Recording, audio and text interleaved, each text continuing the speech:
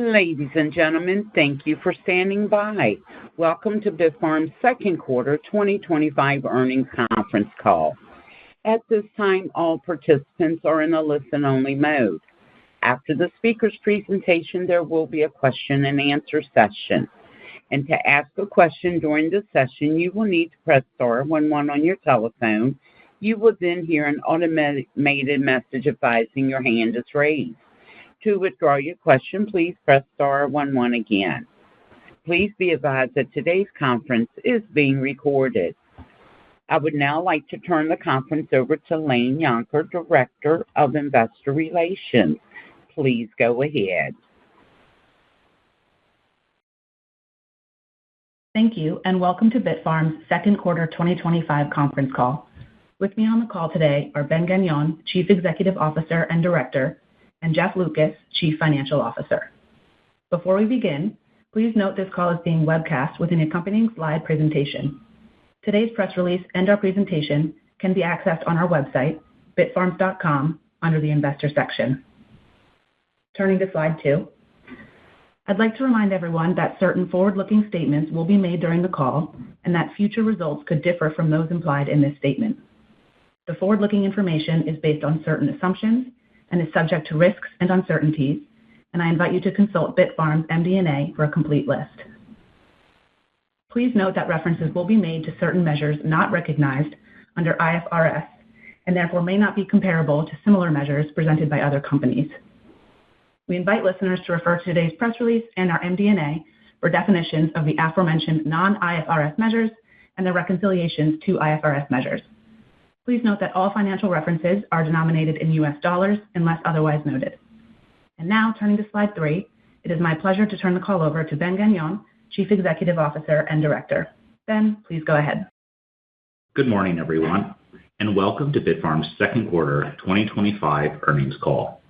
We made strong, steady progress in Q2 with several key developments that advanced both our Bitcoin mining and HPC and AI businesses. Today, I'll walk you through these developments and how they position Bitfarms to execute on our HPC and AI growth strategy, through which we believe we'll be able to maximize the value and potential of our energy portfolio. Turning to slide 4, I would like to start with an update on the low CapEx Bitcoin mining foundation that is underpinning our transition to an HPC and AI infrastructure company. In the second quarter, we installed more than 12,000 miners, completing all of our Bitcoin mining growth plans and initiatives across all of our facilities, where we mined 718 Bitcoin for a direct cost of $48,200 and achieved revenues of $98,000 per Bitcoin. During the quarter on May 12th, we also received notice that our electricity provider in Argentina would be halting service immediately, pending negotiations with its creditors. We spent the last 3 months working through the various options available to profitably resume operations at our Argentina facility. These negotiations are moving slowly with no visible pathway to re-energization. So with rising costs in the country following the Argentina IMF deal in April and no electricity supply, the company has made the difficult decision to shut down our mining operation in Argentina by November 11th, 2025. Notably, Argentina had our least efficient mining fleet, rising energy costs, and our least reliable electricity supply. So, while our hash rate is down as a result, the impact on free cash flow is partially offset by the improvement of other fleet-wide key performance indicators, which have improved from the shutdown. Energy efficiency is up 1%, average electricity price improved 2%, direct hash costs improved 5%, and uptime is up 2%. These improvements help to offset the impact on free cash flow and further de-risk our mining operation through more competitive performance. In early July, we also completed the Bitcoin miner repair and upgrade program with one final transaction upgrading more than 10,000 T21 miners for approximately 8,500 S21 Plus miners under the same terms and conditions as previous upgrades. This last round of miner upgrades included all of our new T21 miners from Argentina, as well as T21 miners from other facilities. All of the new S21 Plus miners were imported into the U.S. in advance of the August 1st tariff rate hike and are actively being marketed for sale. Our older M50 and S19 miners, as well as various mining equipment from Argentina, have either already been sold or are actively being marketed for sale. We expect estimated proceeds from Argentina's shutdown of approximately $18 million through the elimination of site remediation liabilities, recovery of prepaid deposits, reduction in lease expenses, a free termination option, and equipment sales. This is equivalent to over 2 years of free cash flow from Argentina mining operations with current economics. This plan is expected to reduce risk and our cost to mine Bitcoin through the improvement of operational efficiencies while improving financial liquidity to support our U.S., HPC, and AI growth initiatives in the near term. Turning to slide 5. With all mining growth initiatives complete and the Argentina shutdown underway, I would like to provide a snapshot of where we are today. We are currently operating 17.7 exahash at 17 watts per terahash across our 14 data centers, which is generating free cash flow for mining operations of approximately $8 million a month. We continue to sell Bitcoin from our mining operations to fund OPEX, overhead, and CAPEX, but we have also increased Bitcoin holdings to approximately 1,200, up 25% from year-end 2024, representing a value of approximately $145 million with a Bitcoin price of approximately $119,000. So while exahash is pulled back with the Argentina shutdown, our Bitcoin mining business remains a low-risk cash flow foundation with minimal CAPEX needs for the foreseeable future and considerable upside to rising Bitcoin prices, enabling us to invest all our time and capital into developing our HPC and AI business. Turning to slide 6, I would now like to provide an update of our North American energy portfolio and its HPC and AI potential. Bitfarms stands out from other public mining companies with a unique energy portfolio built over many years of operation. In North America, we believe we're the largest public miner in Quebec and Canada, have the biggest footprint in Pennsylvania and PJM, and have the largest footprint in central Washington. The geographic diversification across data center hotspots gives us a serious advantage in the HPC and AI race, which is still in the early innings. Here's the portfolio. With over 1 gigawatt in the pipeline, our Pennsylvania portfolio is comprised of 3 sites, Panther Creek, Scrubgrass, and Sharon, and is where the bulk of our U.S. portfolio lives. Amazon has recently committed to investing over $20 billion in their data center campuses less than 40 miles to the northeast and southeast of Panther Creek, and CoreWeave has recently committed to investing over $6 billion in their campus 30 miles to the southwest of Panther Creek, leaving Panther Creek in the center of it all. With robust energy, fiber infrastructure, and recent strong political tailwinds for data centers, which I will speak more to in a second, Pennsylvania is well positioned for massive strategic wins with large hyperscale clients. On the opposite side of the U.S., our Washington portfolio is much smaller at 18 megawatts, but is strategically located in the largest data center cluster on the West Coast, with approximately 1 gigawatt of data centers in the region, including Microsoft and Cyberstorm One within a 30-mile radius, and some of the lowest cost energy for data centers in the U.S. Washington is well positioned to service prospective HPC and AI enterprise clients and generate attractive margins. North of the border in Quebec, our 170 megawatts of reliable and cost-effective hydropower makes us the largest Bitcoin miner in Quebec and in Canada overall. The province's robust supply of cost-effective renewable electricity and extensive fiber infrastructure to Toronto, the east coast of the U.S., and Europe has attracted the development of approximately 700 megawatts of traditional data centers in Quebec, representing over 50% of all data centers in Canada. Major players including Microsoft, Google, Amazon, and Vantage are all present and looking to expand in the area. With recent pushes by federal and provincial governments on data sovereignty and privacy, the development of data centers in Canada has emerged as a rare, nonpartisan objective that has strong support through federal and provincial governments. If Bitfarms converted all of our Canadian Bitcoin mining megawatts to HPC, it would represent up to a 24% increase in data center megawatts in the province and make us one of the largest HPC data center operators in Quebec and Canada. In order for us to capitalize on this opportunity, it will require regulatory approval for converting our crypto mining megawatts to traditional data center megawatts. While this has broad political support, and we have received initial indications of support at various levels for such a conversion, it will take some time to run its course. In the meantime, our mining operations in the province continue to be profitable, and we are tentatively planning conversion of the portfolio in 2027 and 2028 in advance of the next halving event. We will provide further updates on Quebec as they materialize. This unique portfolio is attracting huge interest from counterparties, and our scale and positioning are unmatched. As we replicate the lessons from Panther Creek across our North American sites, we are well positioned to capture meaningful market share in these high-demand HPC markets.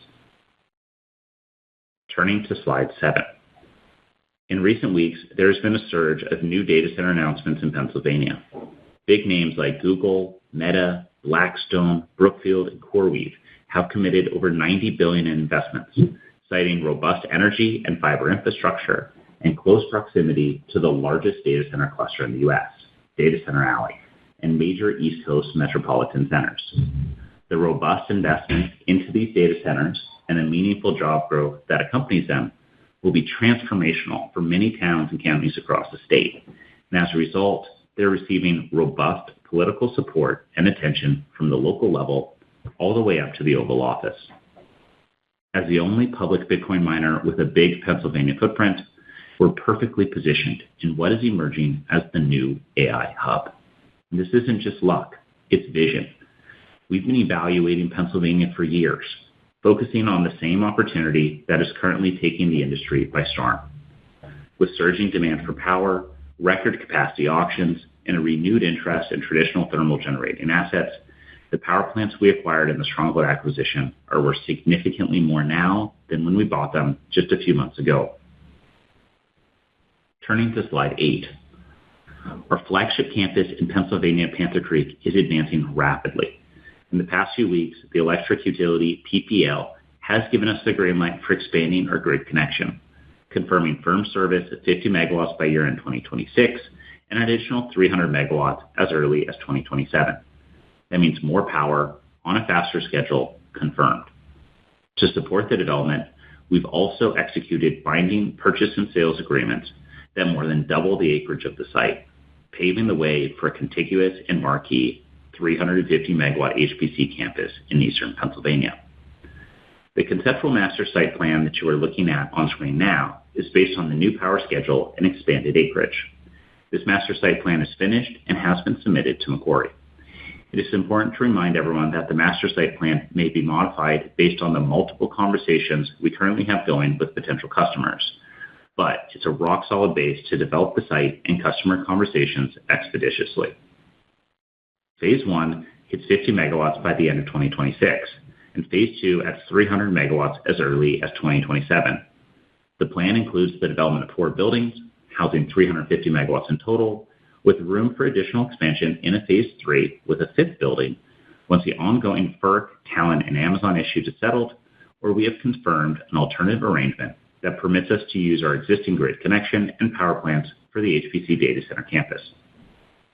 Finally, our new partnership with T5, a top-tier data center developer who's worked with every major hyperscaler to build and operate data centers, is a big deal.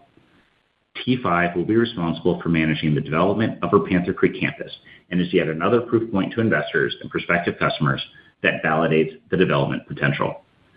Next steps for Panther Creek include fast-tracking permits, locking in long lead items like transformers and generators, and breaking ground as originally planned in Q4 this year. CapEx-wise, the Macquarie facility will be sufficient for Phase 1, and with just $10 million of planned CapEx for the remainder of this year, the majority of CapEx will fall into 2026. Turning to slide 9. While Washington is much smaller than Pennsylvania, this site is a gem. It's positioned in the West Coast Data Center Alley, and the utility has confirmed that all of our Bitcoin mining megawatts can be converted to HPC with no regulatory red tape. Better yet, converting our megawatts would cut our energy cost per megawatt hour by almost 50%, below $30 per megawatt hour, and make it some of the cheapest power for data centers in the U.S. To help us further advance customer conversations, we have executed a binding PSA for adjacent land that will more than double our acreage and is expected to give us all the space we need to develop a state-of-the-art HPC facility. In Washington, we're eyeing enterprise customers where the smaller site can be used to greater effect, generating incredibly healthy margins and providing portfolio diversification. Turning to slide 10. Following the successful rebalancing of our portfolio earlier this year and the Argentina shutdown, our current operational megawatts are now over 80% North American. And with the majority of our growth pipeline in the U.S., our pivot to the U.S. is in full swing. But our actions are not limited to the expansion of energy and the development of HPC infrastructure in the U.S. Recently, we've announced the opening of our second principal executive office in New York City and our planned transition to U.S. GAAP accounting for full year 2025 results. These actions are expected to simplify our reporting processes, reduce administrative and legal costs, broaden our U.S. investor base, and improve our eligibility for inclusion in certain stock indices, among other potential benefits. These are important steps on our journey to becoming a U.S. domiciled entity, which we plan to achieve in 2026.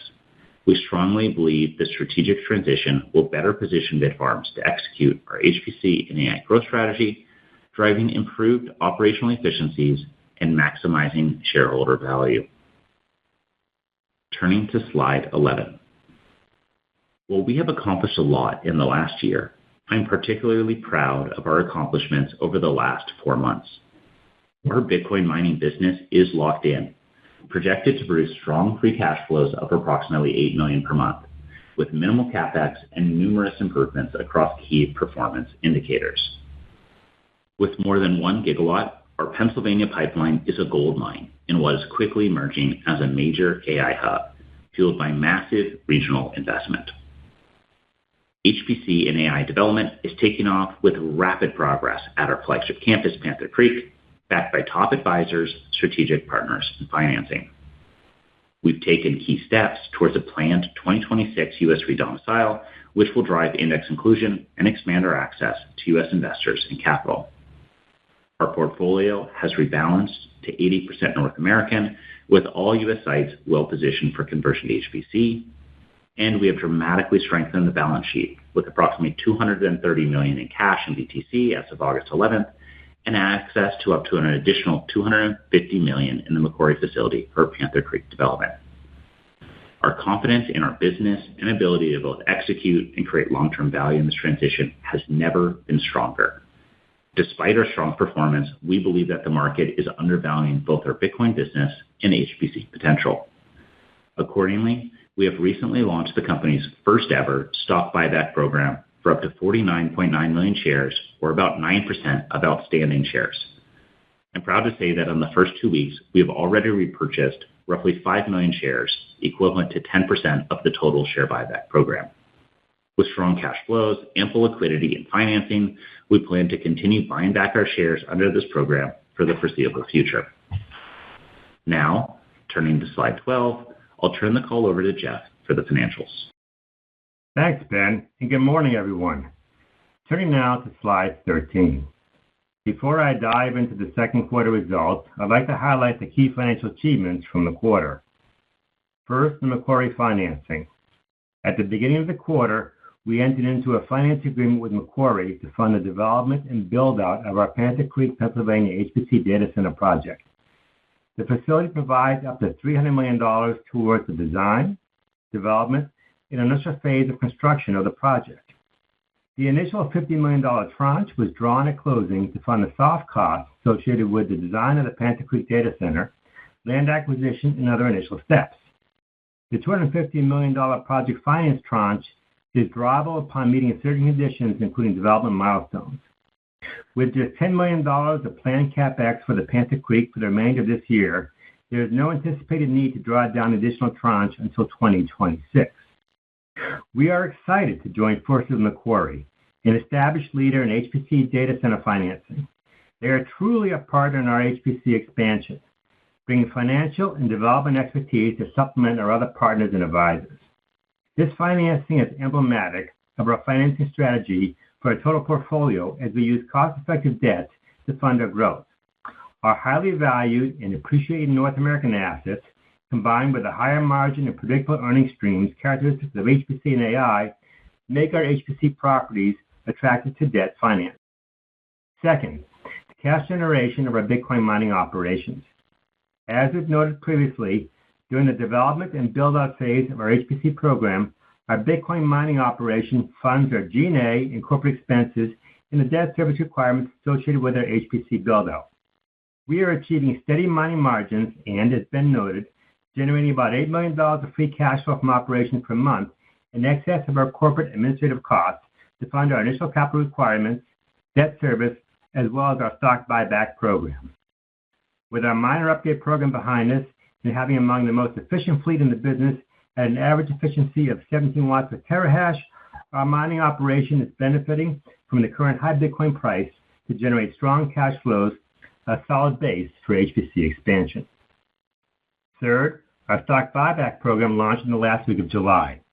As announced a few weeks ago, our board of directors has authorized Bitfarms to repurchase up to about 9% of our outstanding shares over the coming year. Our share repurchase program calls for the buyback to be funded by excess cash flow from our mining operations.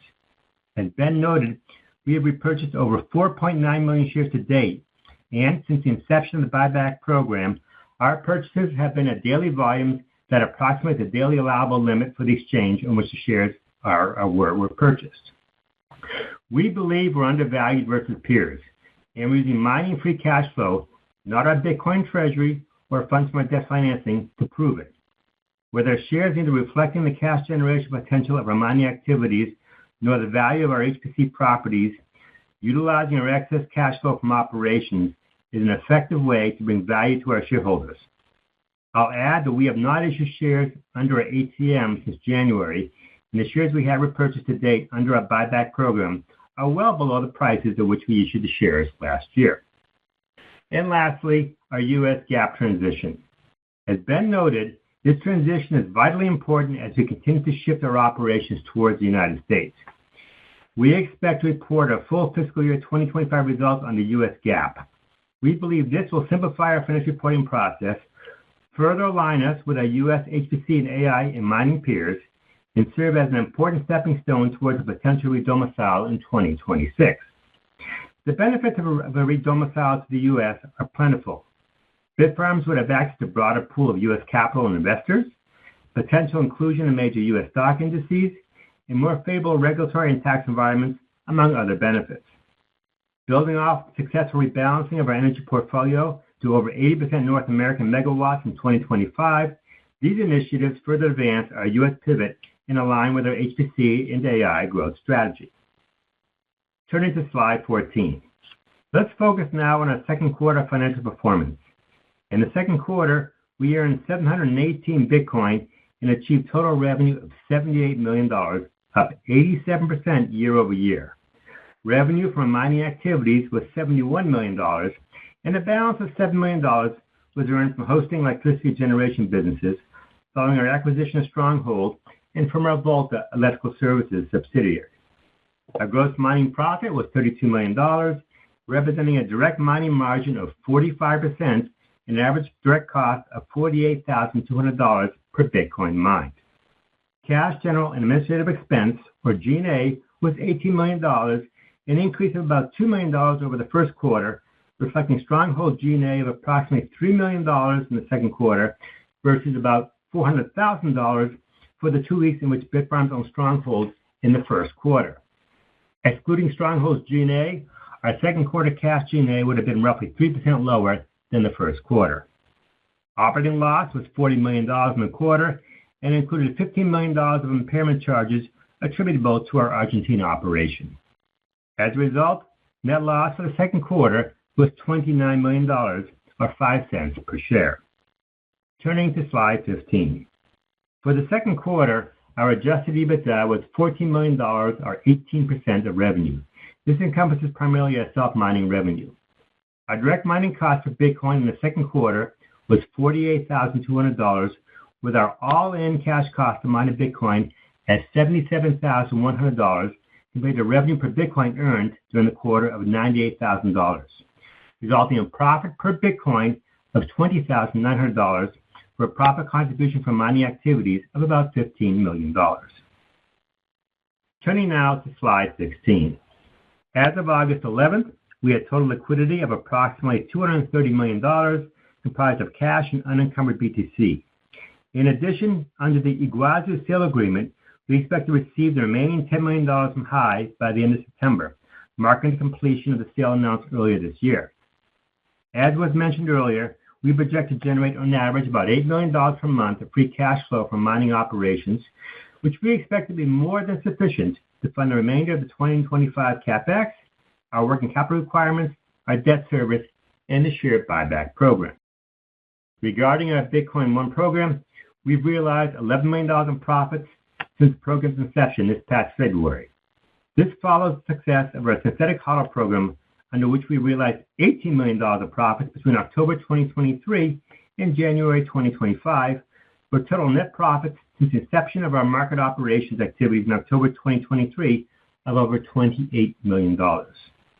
We are conducting a strategic review of the program as we further shift our focus and operations towards HPC and AI.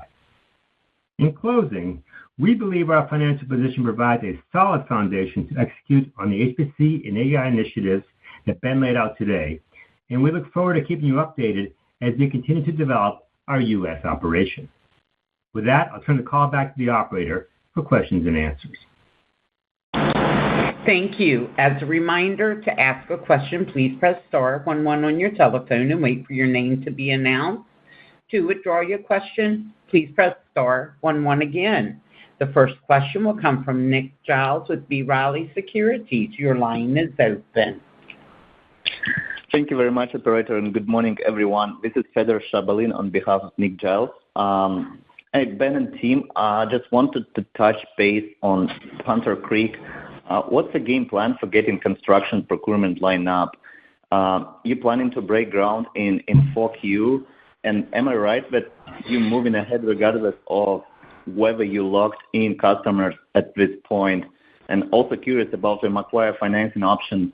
What boxes do you need to check to get the debt facility entirely in place? I remember you mentioned that would be multi-step process, and if you could ballpark the capex you're looking at for the construction phase, that would be really helpful. Thank you very much. Thanks, Fedor. I'll speak to the initial questions around the development for Panther Creek, then I'll pass it off to Jeff to answer the questions around Macquarie and CapEx. But to answer the question for what are the next steps for development at Panther Creek, we've recently engaged T5 as owner's reps, so they're managing the process here with engaging all the contractors, overseeing the development, the securing the permits and everything else. There's a few different things that we are going to be doing over the next couple of months, but the biggest one that we'll be doing will be the civil work, so beginning to clear out the trees, flattening out the land, as well as the substation construction. Those are the big development milestones prior to the end of the year. We won't actually start constructing the buildings until the civil works is done, so that'll be in the first part of next year. But that's what we should expect to happen over the coming months. Jeff? Sure. Good morning, Fedor. So in reference to where we stand currently with Panther Creek here, for the phase one of 50 megawatts, our capital expenditures for the balance of this year, 2025, are around $10.5 million. So we're in very good shape for that. For the project in total through 2026, we're envisioning to be around $400 million in total for the full build out of the facility. Does that address your question? Yeah, you cut off a little bit. Sorry. But yeah, I do have a follow-up on there. So keep hearing that hyperscalers thinking they're really big these days, right? They just looking for gigawatt scale campuses.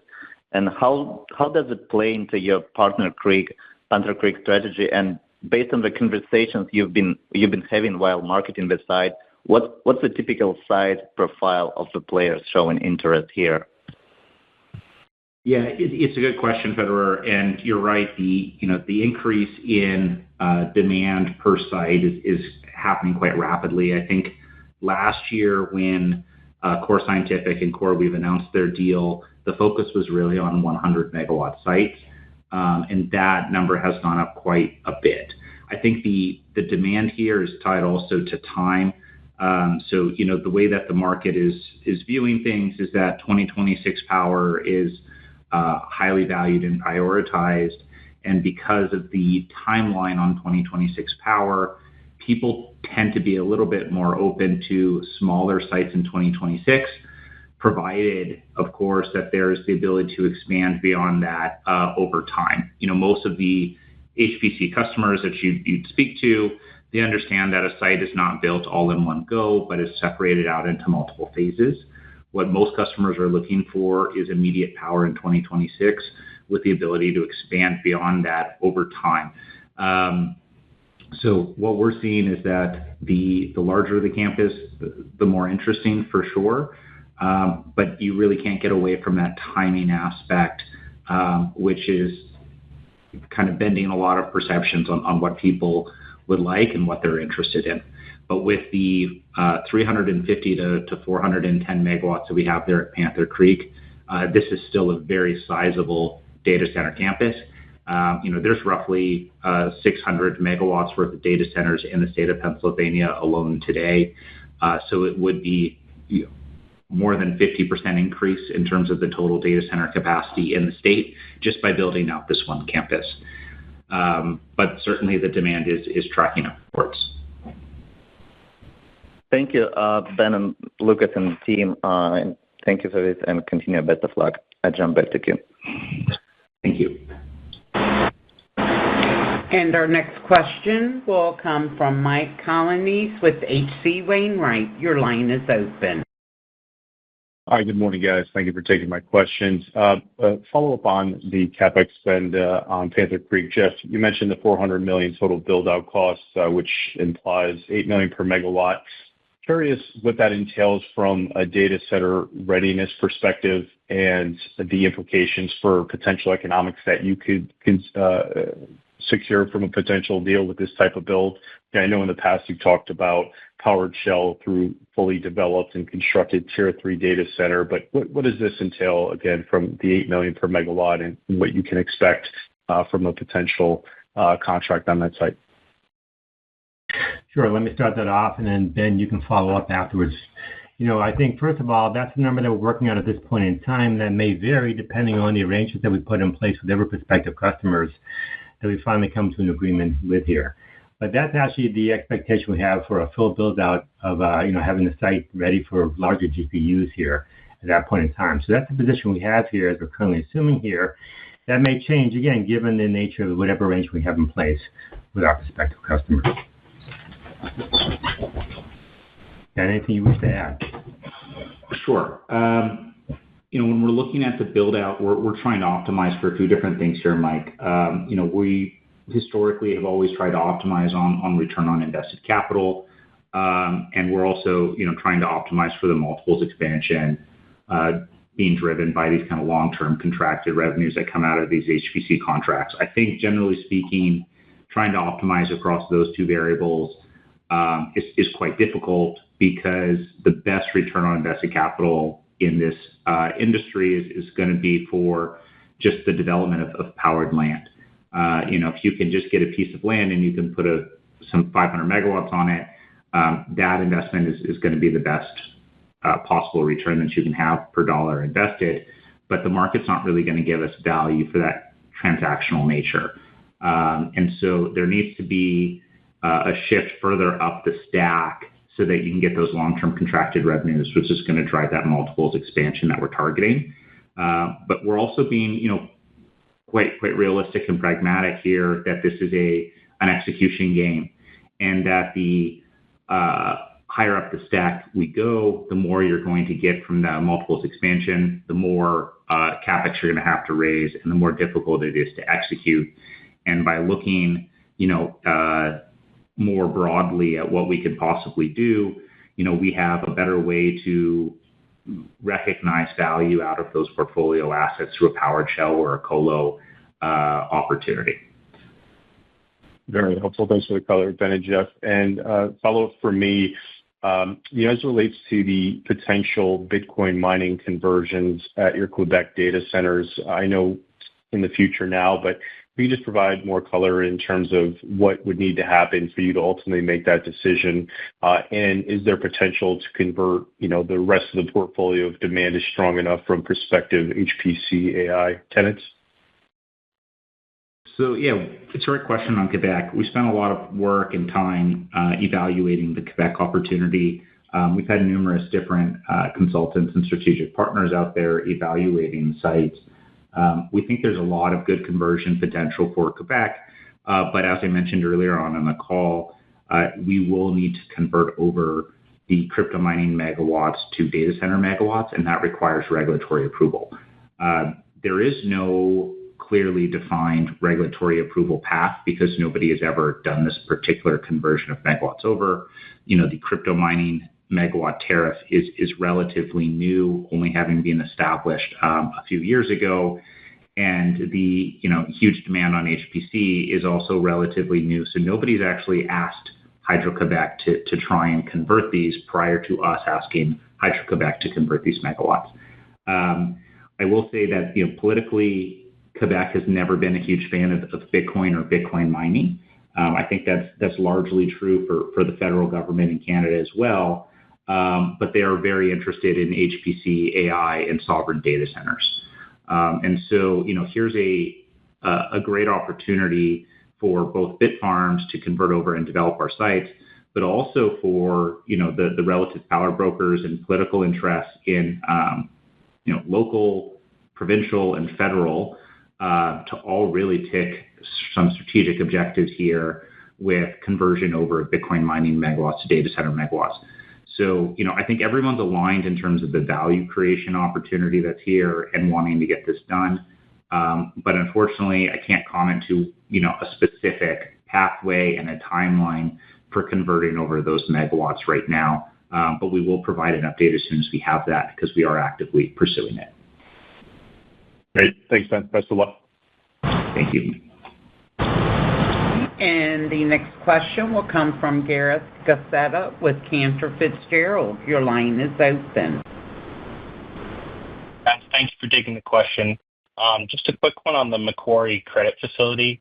So in order to draw down that second $250 million, I guess you have to submit kind of a draft statement to Macquarie. So how long do you expect that approval process to take, and how long until you're actually able to access the capital?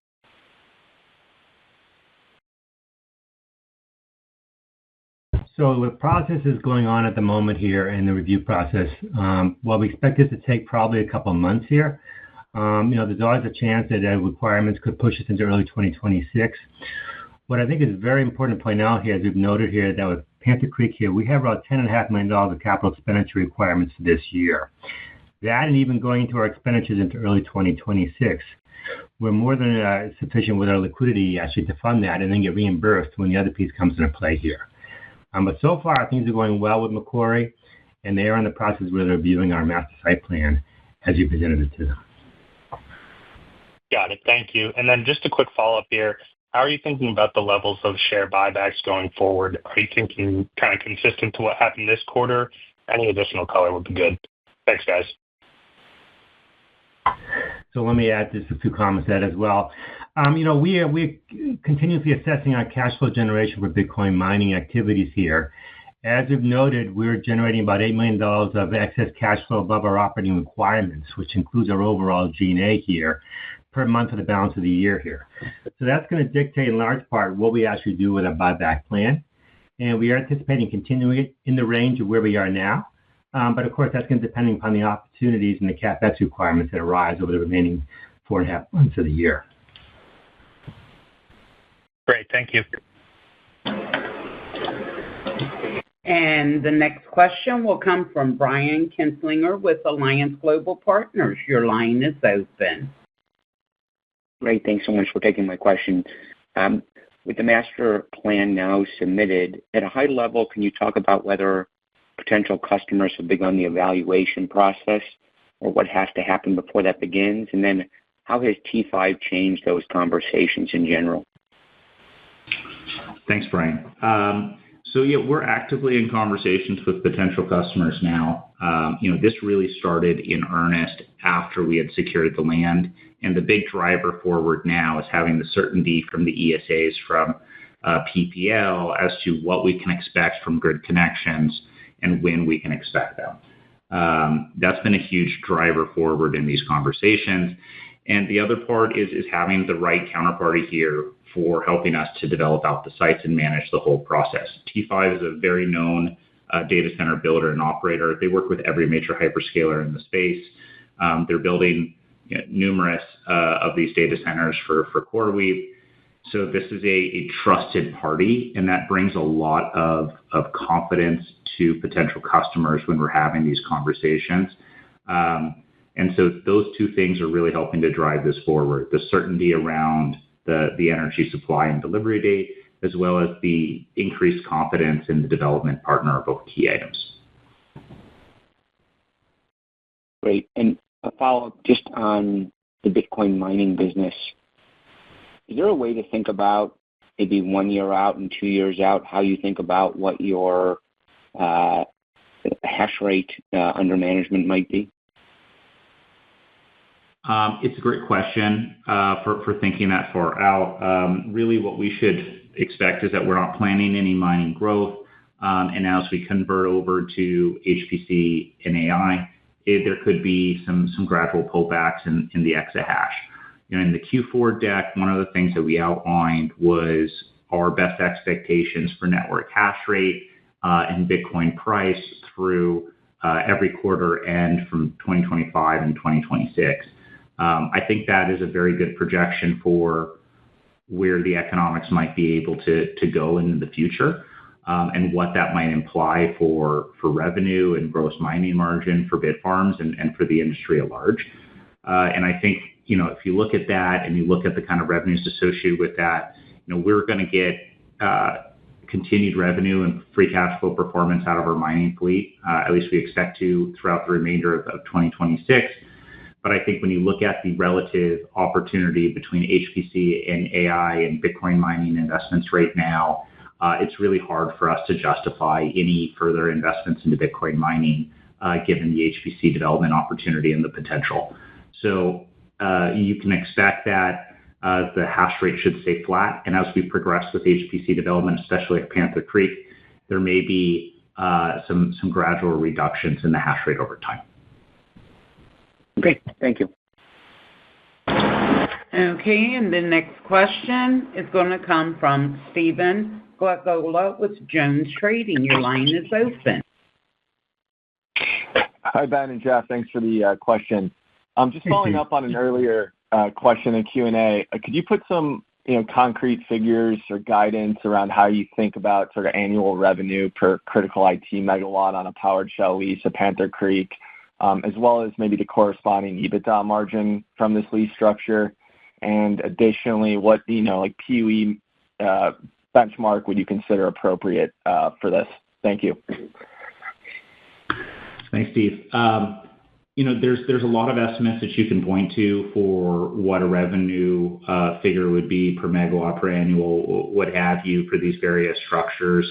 But I don't really want to commit to one right now because it's going to be highly dependent on the customer conversations we have and the structure that gets put in place.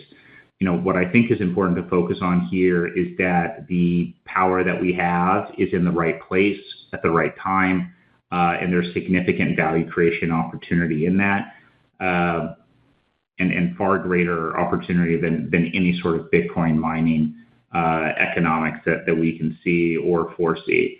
When it comes to how we're planning out and modeling that, we do have a lot of inputs that come from the customer conversations and our advisors, but it's a little premature to be estimating and forecasting things like EBITDA without those customer conversations, firmed into a term sheet and a contract. Thanks. And if I could just ask, one more follow-up on the T5 data centers. I know they're overseeing, the contracting, permitting, construction. Maybe just elaborate sort of on the cost implications of this. I think specifically, I believe you guys are getting a flat fee. Maybe any additional detail on how that fee is structured and, color around, how CapEx at Panther Creek is impacted by this arrangement. Thank you. Thanks, Steve. We don't expect this to be, materially impacting CapEx beyond the estimates that we provided earlier. The estimates that Jeff had provided on the 400, that's inclusive of those fees. And really the key things here with time to market is execution. And so bringing in the right parties who know how to execute, who can deliver on time, we should expect to actually pay for itself in terms of higher performance, higher delivery, higher certainty, and less cost overruns from being behind schedule and over budget. Thanks, Ben. By the way, Steve, one comment you asked about the PUE. Generally the PUEs that you see in our industry are around 1.5 in that range. By virtue of where our operations and our properties are located here, we're sort of looking towards and projecting a PUE of around 1.25. So it's a little better than the industry overall. Great. Thanks, Jeff. And our next question will come from Mike Grundle with Northland. Your line is open.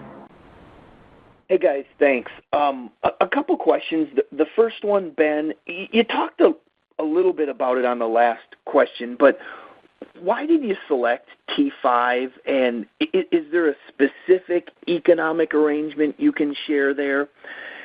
And then maybe secondly, I'll just ask it now, related to Panther Creek, did you guys disclose how much the land, that binding agreement to purchase the land, how much that was, and when you would expect that to close?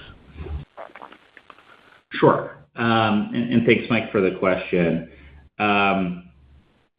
Just answering the first question here on the land, it's I believe it's 178 acres. Total value here is I think $3.5 million.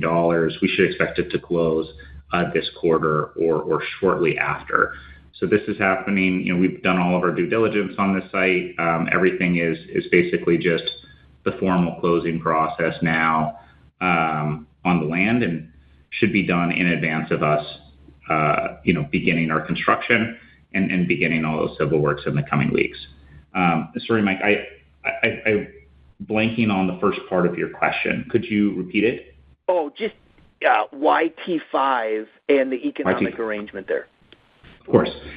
So we ran through a process here. We did a bidding process. T5 was one of, I think, 4 different companies who were bidding into the opportunity. We did site visits to multiple different data centers built by all of these different data center companies.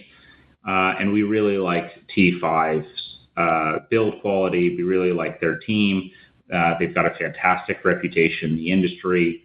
They've got great experience working with every single major hyperscaler. So for the kind of customers that we're targeting at the Panther Creek site, T5 knows exactly what the customer wants, how they build, and they're a trusted party to do it.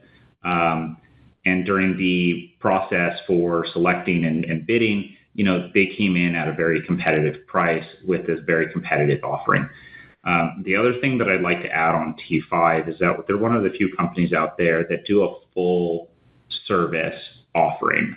This is everything from managing the design, engineering, construction, all the way through to the operations and maintenance.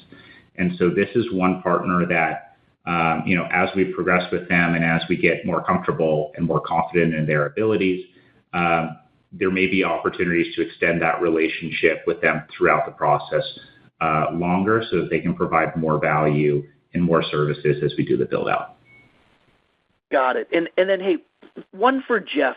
Jeff, the $18 million that I think comes back to you from Paraguay, and it looks like you have some miners, roughly $25 million for sale. When does Bitfarms, that $18 million and the roughly $25 million, when would you expect to have that? Okay. Jeff, do you want me to take this one? Because it's my Go ahead. So Mike, we have the majority of that $18 million comes from miner sales. All of those miners have been imported into the U.S. and are in the warehouse being actively marketed for sale. Not entirely sure exactly when those miners would sell, but they're brand new miners, and brand new miners are generally pretty liquid, and they sell for fair market value. So we did that upgrade process in order to make sure that when we were going through the sale process, we're selling brand new top of the line miners and not, used miners at a discount. I think we can expect the revenues from that to be coming in over the next 2 to 3 months. Which could be a little bit faster, it could be a little bit longer, but I think that's a rough timeline for that. With regards to the remaining funds, the majority of the remainder of that $18 million comes from our prepayment in electricity. So we had about $3.5 million in prepaid electricity at the Argentina site, which is now going to be recovered through the latest agreement, and that's going to be paid out over the span of 18 months in a straight line. Got it. And then just one for clarity, the $18 million from Paraguay and the $25 million you mentioned with miner sales, are those two separate numbers, or am I kind of double counting them? Sorry, to clarify, it's $18 million from Argentina, not from Paraguay. I'm sorry. And there is some double counting in those figures. The rough expectation on miners from Argentina specifically is about 13 million out of the 25 million of total miners available for sale. Okay, thank you. And our next question will come from Martin Toner with ATB Capital Markets. Your line is open.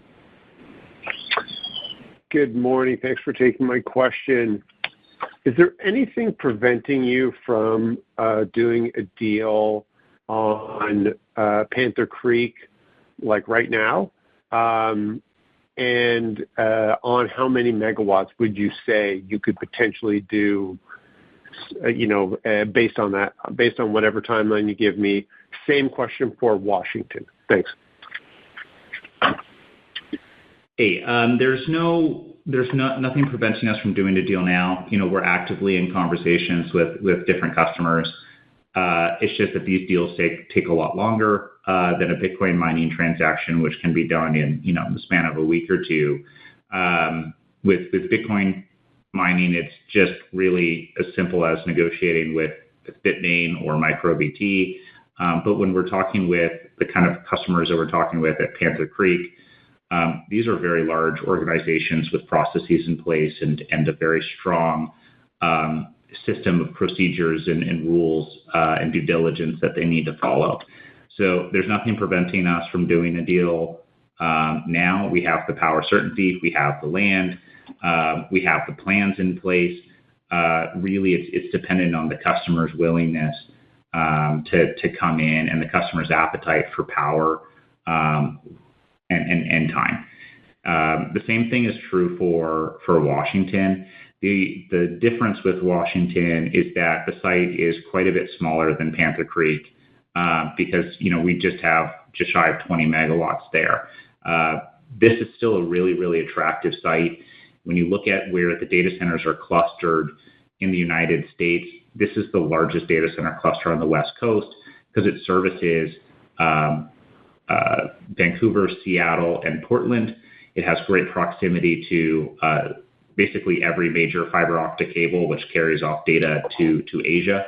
And there is a robust amount of hydroelectric power in the region. So this is some of the cheapest power in the United States for data centers, and it's all renewable.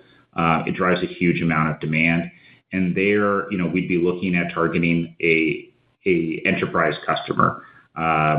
Somebody who's looking to expand their compute capacity and not really a data center company, but they're using the data centers to facilitate, a business or a service or an analytical purpose for their company. And we're actively in those conversations with potential customers right now as well for Washington. It's going to be a slightly different structure for Washington due to the relatively smaller scale and the different type of customer that we're looking to engage with, but there is no barrier to developing a contract or a deal now. We have everything in place to do that. Thanks, Ben. What are the prospects of adding to the portfolio in the Northwest? And is that something that you guys are actively looking at?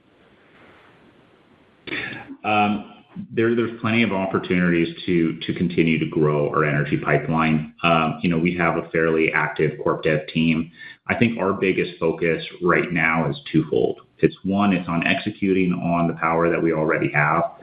We have over a gigawatt in the pipeline of highly valuable megawatts in the right locations, and that is the big opportunity that we're trying to execute on right now. So the priority is execution first, growth second. On the growth side, where we're looking to focus most of our efforts really is on developing the power story at Scrubgrass. We didn't speak to it much on the call, but we believe that there is a big opportunity to expand Scrubgrass beyond what we've already announced. We don't have a firm certainty as to exactly how much that can be expanded, but we believe it can go well beyond 500 megawatts. And so our focus on the growth side is really developing the energy story at Scrubgrass right now, but we're also evaluating other opportunities in the area.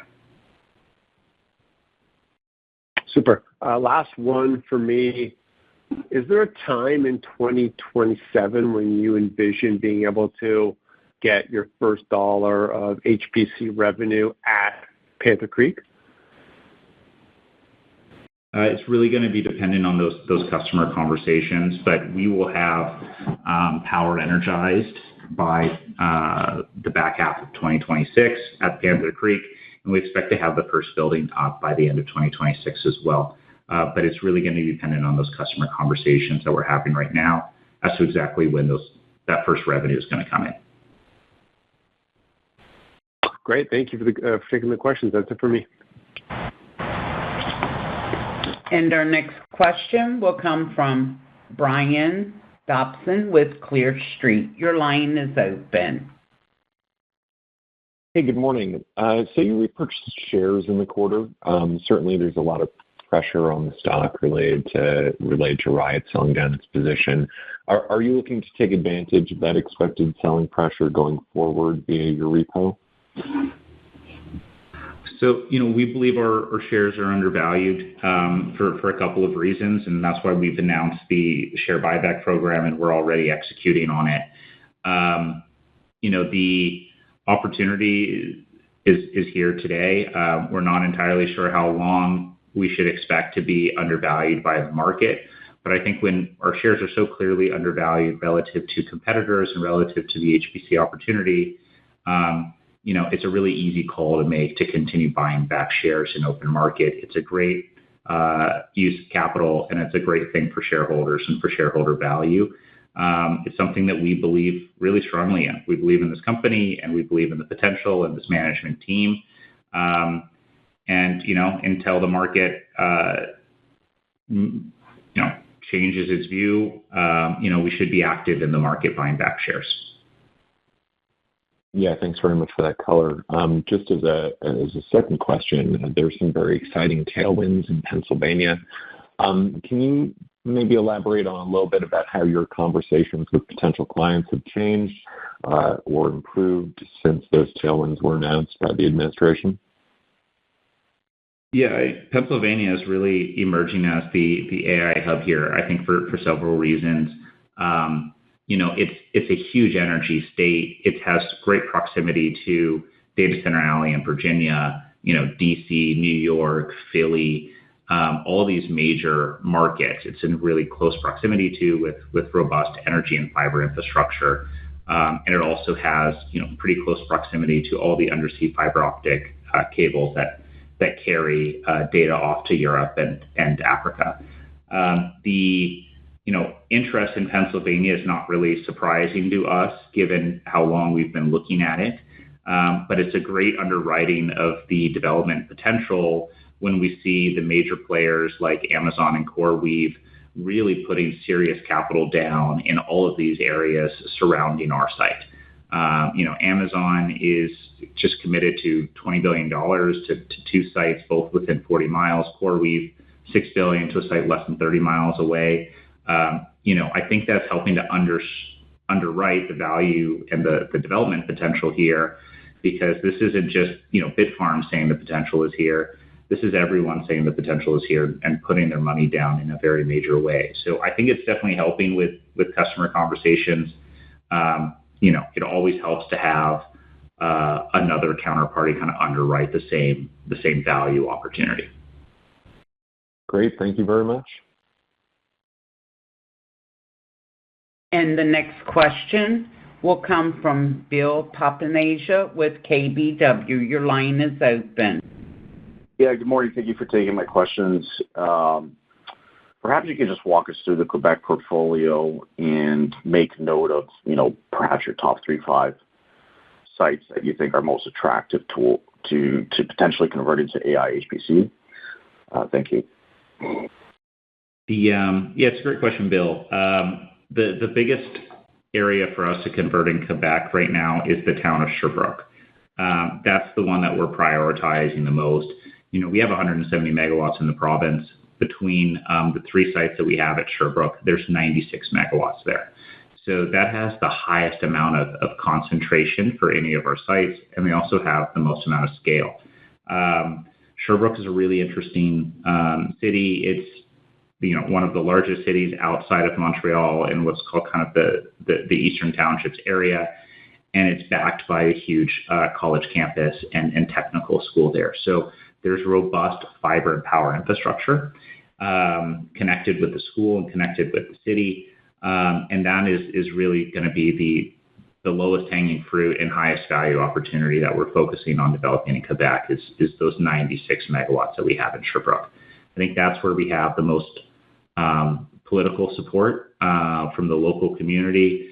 That's where we have the most economic incentive from the local community, and it's also where we have the best opportunity to deploy at scale. Great, thank you. I show no further questions at this time. I would now like to turn the call back over to Ben for closing remarks. Thank you, everyone, for joining today. Just like to quickly reiterate our team's huge excitement about the position that we've been building. We're quickly becoming a U.S.-focused energy and compute infrastructure company, and we have a really strong underlying Bitcoin mining business with a lot of exciting potential to HPC and AI.